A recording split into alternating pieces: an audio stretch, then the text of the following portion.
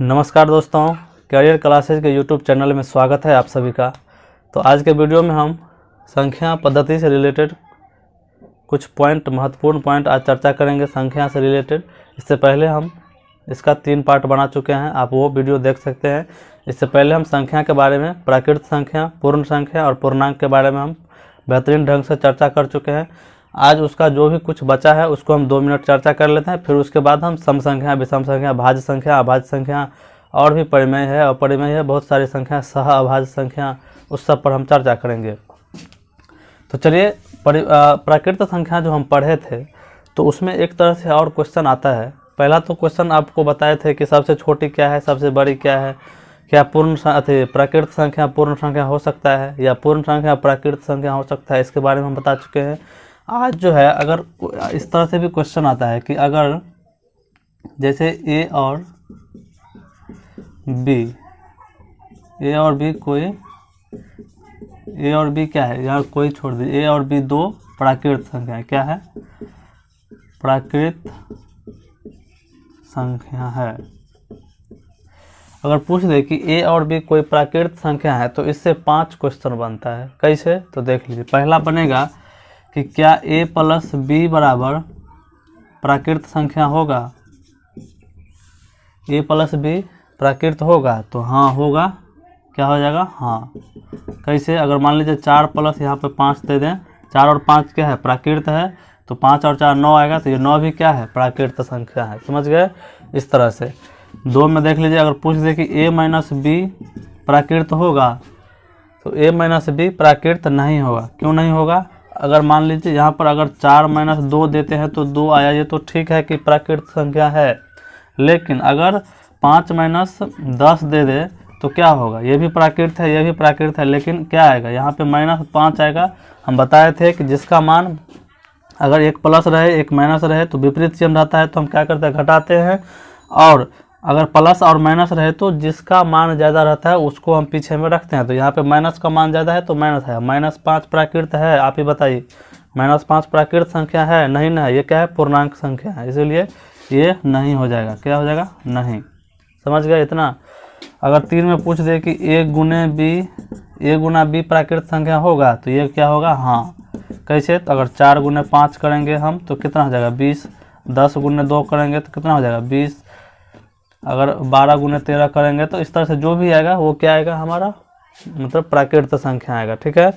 अगर पूछ दे 4 में कि a, यहाँ पर जोड़ घटाव गुना देख लीजिए, और a भागा b पूछ दे, क्या होगा? a भागा b जो है क्या होगा? प्राकृत संख्या होगा। a भागा b प्राकृत संख्या होगा? तो ये भी क्या होगा? नहीं, क्योंकि अगर हम 10 भागा 9 करते हैं, ये भी प्राकृत है, ये भी प्राकृत है, लेकिन ये क्या हो जाएगा? 10/9। 10/9 क्या हो जाता है? परिमेय संख्या हो जाता है। समझ गए? p/q के रूप में हम परिमेय संख्या को लिखते हैं, तो ये क्या हो गया? परिमेय संख्या। इसमें प्राकृत संख्या को आपको बताया था ना, 1 2 3 4, इस तरह से ये क्या है? प्राकृत संख्या है। तो ये प्राकृत संख्या तो नहीं है, ये दशमलव में भी आ जाएगा। वैसे करिएगा तो दशमलव क्या प्राकृत संख्या में आता है? नहीं आता है, तो इसीलिए ये प्राकृत संख्या नहीं होगा। समझ गए? जोड़ का पालन करेगा। जोड़ में अगर a प्लस बी पूछ दे प्राकृत संख्या, यहाँ पे मेन ध्यान रखना पड़ेगा यहाँ पे कि a और b कौन सी संख्या है? ये प्राकृत है। ठीक है। तो प्राकृत जो है, प्राकृत में देख लो जोड़ का पालन होगा। a प्लस बी को जोड़ेंगे तो प्राकृत ही आएगा, लेकिन a माइनस बी जो है प्राकृत नहीं आएगा। ठीक है। a गुना b हो जाएगा और a माइनस बी, a भागा b नहीं होगा। ठीक है। इसमें 4 बनता है। ठीक है। 4 क्वेश्चन इससे बना। इसी तरह से आपका पूर्ण संख्या दे देगा।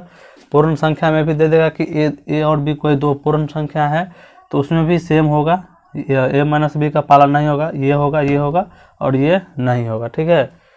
और पूर्णांक में जो है, पूर्णांक में दोस्तों क्या हो जाएगा? पूर्णांक में सब आ जाएगा, लेकिन ये नहीं होगा। पूर्णांक में इसका पालन नहीं होगा, लेकिन इस सब का पालन हो जाएगा, क्योंकि पूर्णांक में माइनस भी रहता है और प्लस भी रहता है। ठीक है।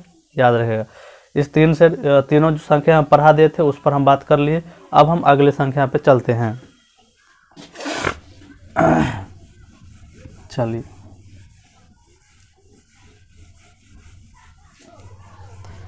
एक भी क्वेश्चन हम छूटने नहीं देंगे। एकदम बेसिक से पहले 2-3 वीडियो जो है हम आपको बेसिक का देंगे। 3-4 वीडियो आपको बेसिक से मिलेगा। फिर उसके बाद आपको संख्या से रिलेटेड, संख्या पद्धति से रिलेटेड जितना भी क्वेश्चन है जितना भी बोर्ड मास है, स्थानीय मान है, जातीय मान है, जितना भी है, इस सब का दशमलव के बारे में, भिन्न के बारे में, सब जो भी भिन्न अलग है, भिन्न अलग चैप्टर है, तो उसका हम क्या करेंगे वीडियो, मतलब बेसिक का वीडियो सब का क्या करेंगे अलग अलग हम तैयार करेंगे। तो सभी का बेसिक जो है पहले हम पढ़ाएंगे, फिर उसके बाद हम कंटेंट पर हम जाएंगे, ठीक है। चलिए अब अगला संख्या देखते हैं। अगला देखते हैं सम संख्या। क्या है सम संख्या? यानी कि इवन नंबर। क्या होता है इवन नंबर?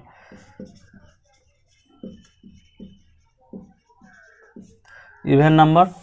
तो सम संख्या वैसी संख्या है जो 2 से पूर्णतः विभाजित हो जाए। क्या हो? एक तो ये सम संख्या क्या होगा, 2 से जो है ये पूर्णतः विभाजित हो जाएगा, समझ गए। इसका गुणनखंड जो है, मतलब एक तरह से समझिए, इसको एक ही तरह से समझिए कि इसका जो है 2 से ये पूरा पूरा कट जाएगा। जो 2 से पूर्णतः विभाजित हो जाएगा वो सम संख्या होगा, समझ गए। और तीसरा दूसरा है विषम संख्या। विषम संख्या यानी कि ऑड नंबर। चलिए, तो विषम संख्या जो 2 से पूर्णतः विभाजित न हो तो उसे हम क्या कहेंगे विषम संख्या। जो 2 से पूर्णतः विभाजित न हो उसे हम क्या कहेंगे विषम संख्या कहेंगे। याद रहेगा दोस्तों। चलिए, सम संख्या में क्या हो जाएगा, 2 हो जाएगा, 4 हो जाएगा, 6 हो जाएगा, 8 हो जाएगा, फिर इस तरह से, मतलब, और जिसके लास्ट में 0 भी आएगा वो भी क्या हो जाएगा, और लास्ट में 0 आएगा तो वो भी क्या हो जाएगा, मतलब जैसे 10 हो गया तो 10 क्या है, ये मतलब इवन नंबर है। तो इवन नंबर के लास्ट में दोस्तों क्या रहेगा, 2 रहेगा, 4 रहेगा, 6 रहेगा, 8 रहेगा और 0 रहेगा। अगर जिसके लास्ट में ये सब मिल जाए इसका मतलब वो क्या है इवन नंबर है, समझ गए।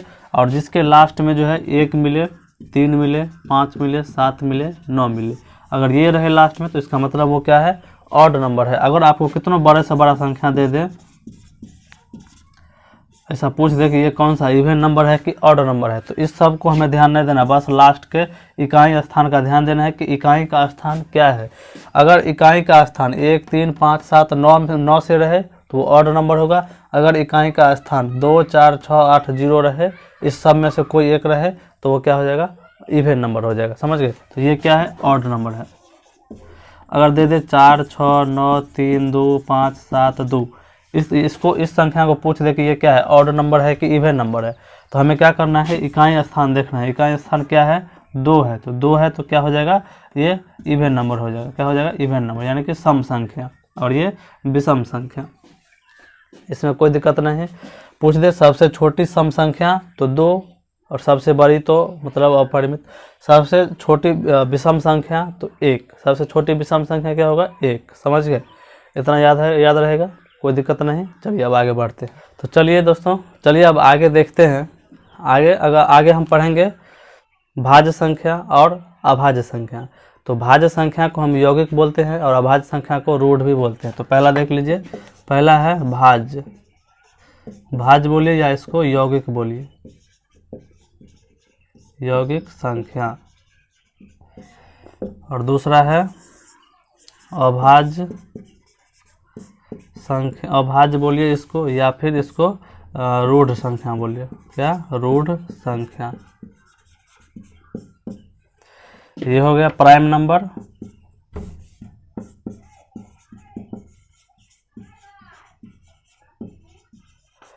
और ये हो गया कंपोजिट नंबर।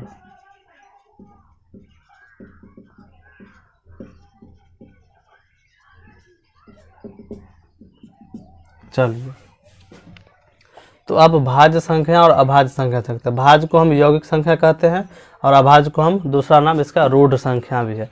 तो भाज्य और अभाज्य समझते हैं। भाज्य और अभाज्य बहुत ही जरूरी है, क्योंकि इससे आपको जो HCF बनता है, LCM बनता है, उसमें भी बोलता है कि ये अभाज्य संख्या, अभाज्य गुणनखंड विधि से आप जो है इसका LCM निकालिए, HCF निकालिए, तो ये बहुत काम की चीज़ है। तो ध्यान से पढ़िए, भाज्य संख्या या यौगिक संख्या क्या है। तो जो संख्या, आपके बगल में हम लिख देंगे, आप देख लीजिए कि जो संख्या खुद से कटे और अपने आप, मतलब खुद से कटे, 1 से कटे और इसके अलावा किसी और संख्या से भी कटे, या फिर जिसका गुणनखंड संभव हो। गुणनखंड समझते हैं ना, मतलब जैसे अगर 4 है तो 4 का गुणनखंड 1 2 4, ये मतलब गुणनखंड जिस जिस संख्या से 4 कटता हो तो वो गुणनखंड उसका होता है। यानी कि जिस संख्या का गुणनखंड संभव हो उसे हम क्या कहते हैं, भाज्य संख्या या यौगिक संख्या। या फिर जो संख्या मतलब एक अपने से कटे और एक के अलावा और दूसरे संख्या से भी कटे तो उसे हम क्या कह सकते हैं, उसे हम भाज्य संख्या कहते हैं। जैसे 2 हुआ, 1 से भी कटेगा 2 से भी कटेगा, समझ गए। 2 क्या है और 2 नहीं होगा, सॉरी इसमें 2 नहीं होगा, इसमें क्या हो जाएगा, यहाँ पे 4 होगा, यहाँ पे 6 होगा, यहाँ पे 9 होगा, यहाँ पे 10 होगा, यहाँ पे 12 होगा, इस तरह से आगे बढ़ते जाएगा, समझ गए। और भाज्य संख्या समझ गए। भाज्य संख्या वैसी संख्या जो खुद से कटे और एक के अलावा खुद और एक के अलावा किसी और संख्या से भी कटे उसे हम भाज्य संख्या या यौगिक संख्या कहते हैं। या जिस संख्या का गुणनखंड संभव हो उसे हम क्या कह सकते हैं, गुणनखंड मतलब 2 से ज़्यादा हो तो उसे हम क्या कहते हैं, भाज्य संख्या या यौगिक संख्या।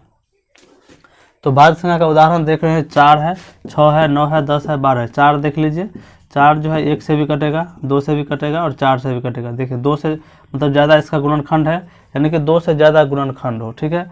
अगर 6 है तो देखिए 1 से कटेगा, 2 से कटेगा, 3 से कटेगा और 6 से भी कटेगा।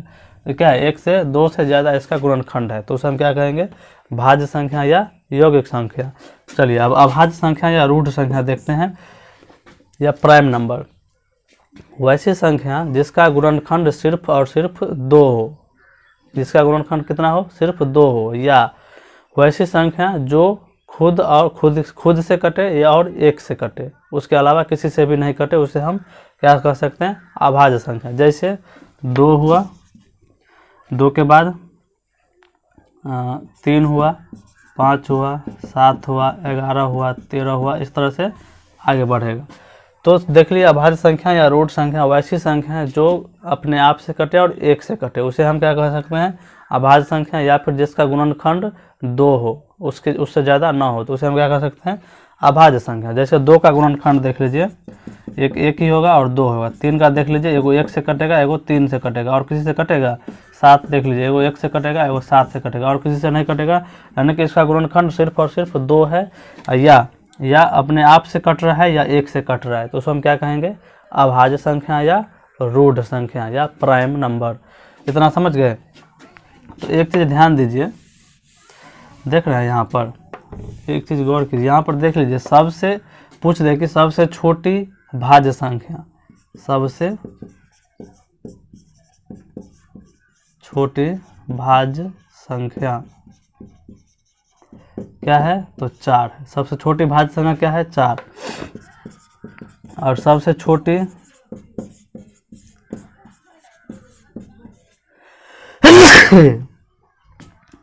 और सबसे छोटी अभाज्य संख्या क्या है, तो 2 है। क्या है, 2 है। तो एक चीज देख रहे हैं, इसका रिलेशन देख लीजिए कि सबसे छोटी अभाज्य संख्या का वर्ग सबसे छोटी भाज्य संख्या है। देख रहे हैं क्या, सबसे छोटी अभाज्य संख्या का वर्ग सबसे छोटी भाज्य संख्या है। जो 2 का वर्ग है ना 4, तो सबसे छोटी अभाज्य संख्या का वर्ग क्या है, सबसे छोटी भाज्य संख्या। समझ गए। चलिए इतना समझ गए होंगे आप लोग। और देख लीजिए, इसमें एक जो है, एक न तो भाज्य संख्या है और न ही अभाज्य संख्या है, समझिए। और सबसे छोटी अभाज्य संख्या क्या है, 2 है। एक न तो अभाज्य संख्या है, एक न तो अभाज्य संख्या है और न ही भाज्य संख्या है। क्या है, भाज्य। समझ गए। एक, चलिए अब एक चीज़ ध्यान दीजिए, एक के बारे में समझ गए, एक न तो अभाज्य है और न ही भाज्य है। समझ गए। सबसे छोटी अभाज्य संख्या 2, सबसे छोटी अभाज्य संख्या 4। और देख लीजिए, सबसे छोटी अभाज्य संख्या का वर्ग सबसे छोटी भाज्य संख्या होती है। समझ गए। सबसे छोटी अभाज्य संख्या का वर्ग सबसे छोटी भाज्य संख्या होती है। याद रखिएगा, यहाँ पे हम लिख देते हैं। इतना तो समझ गए होंगे। चलिए इसको मिटा देते हैं। यहाँ पर देख लीजिए, लिख लीजिएगा, सबसे छोटी अभाज्य संख्या का वर्ग सबसे छोटी भाज्य संख्या है। समझ गए इतना? चलिए, सबसे छोटी अभाज्य संख्या का वर्ग सबसे छोटी भाज्य संख्या है। अब देख लीजिए, सबसे छोटी भाज्य यानी कि एक तरह सबसे विषम भाज्य, सबसे छोटी विषम भाज्य संख्या क्या है, इसको हम मिटा देते हैं। चलिए, यहाँ पर पूछ देगा कि सबसे छोटी विषम भाज्य संख्या क्या है। सबसे छोटी विषम भाज्य संख्या क्या है? तो सबसे छोटी विषम भाज्य संख्या देख लीजिए, 4 तो क्या है, ये सम संख्या है, विषम तो है नहीं। 6 क्या है, सम संख्या है, विषम है नहीं। 9 क्या है, सम भी है और विषम भी है। तो ये क्या है, 9 क्या है, भाज्य भी है और विषम भी है, विषम भी है और भाज्य भी है। तो ये क्या हो गया, 9। क्या हो जाएगा, 9। चलिए, अगर पूछ दिया कि सबसे छोटी विषम अभाज्य संख्या, क्या, अभाज्य संख्या। तो अभाज्य संख्या क्या सब था, 2 था, 2 के बाद 3 था, 5 था, उसके बाद 7, 11, इस तरह से आगे था। तो सबसे छोटी विषम अभाज्य संख्या क्या है, तो 3 है। 2 क्या है, ये तो क्या है, विषम तो है। 2 क्या है, ये सम संख्या है, विषम तो है नहीं। 2 क्या है, सम संख्या। यहाँ पे सम विषम अभाज्य बोल रहा है, तो सबसे छोटी विषम अभाज्य संख्या क्या हो जाएगा, 3 हो जाएगा। सबसे छोटी विषम अभाज्य संख्या क्या है, 3 है। तो अब एक चीज़ देख रहे हैं यहाँ पर कि सबसे छोटी विषम अभाज्य संख्या का वर्ग सबसे छोटी विषम भाज्य संख्या होती है।